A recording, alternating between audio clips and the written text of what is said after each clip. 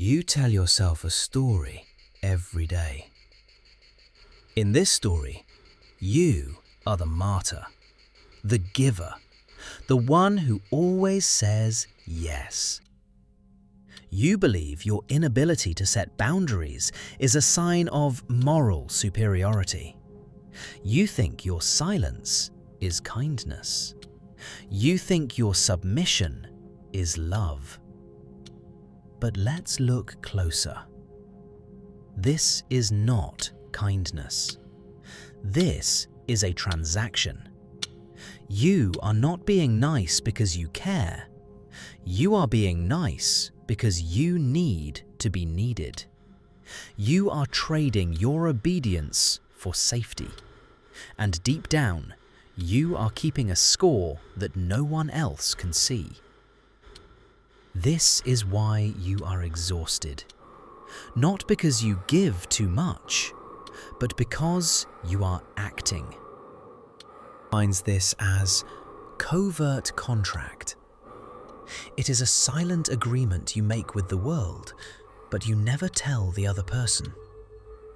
The contract says, if I do everything you want, if I hide my needs, if I never create conflict, then you must love me. You must never leave me. Read that again. It is manipulative. When you are overly nice, you are not acting out of abundance. You are acting out of fear. Fear of rejection, fear of anger, fear of abandonment. You use niceness as a shield. If you are perfect, no one can criticize you. If you are helpful, no one can discard you. But here is the sting. When people don't return your kindness in the exact way you secretly expected, you don't feel love. You feel resentment. You become bitter.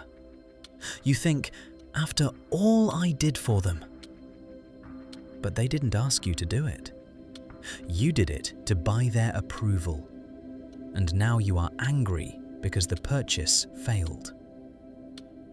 You are not a victim of their selfishness. You are a victim of your own dishonesty. You think that by suppressing your anger, you are killing it. But energy cannot be destroyed. It can only be transformed. When you bury your aggression, it does not die. It rots. It turns into resentment. It leaks out as sarcasm. It manifests as a sudden, confusing explosion over something small, like a dirty dish or a late reply. The people around you sense this. Humans have an instinct for danger. They can feel when someone is smiling, but thinking of screaming. That is why people often do not trust nice people. Perfect behavior feels artificial. It triggers the uncanny valley response. If you never show your teeth, people assume you are hiding a knife. A monster who admits he is a monster is predictable.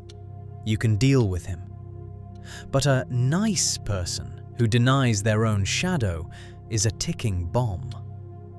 You are dangerous not because you are strong, but because you are unaware. You have become a stranger to yourself. You don't know what you want, what you hate, or where you end and others begin. You have dissolved your identity into the expectations of others. And the tragic irony? The respect you are desperate to earn is the one thing your niceness guarantees you will never get. People do not respect what they can easily step on. So, what is the alternative? Do not confuse being nice with being good. They are opposites. Nice is a behavior. Good is a character. A rabbit is not virtuous because it doesn't eat the wolf. It is simply harmless. It has no choice. To be truly good, you must have the capacity for harm and the discipline not to use it. You must find your teeth.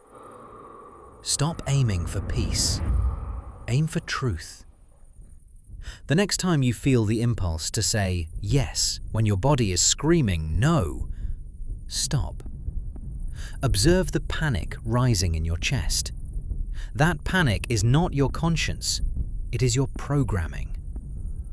Let the silence become uncomfortable. Let the other person be disappointed. Disappointment is not fatal.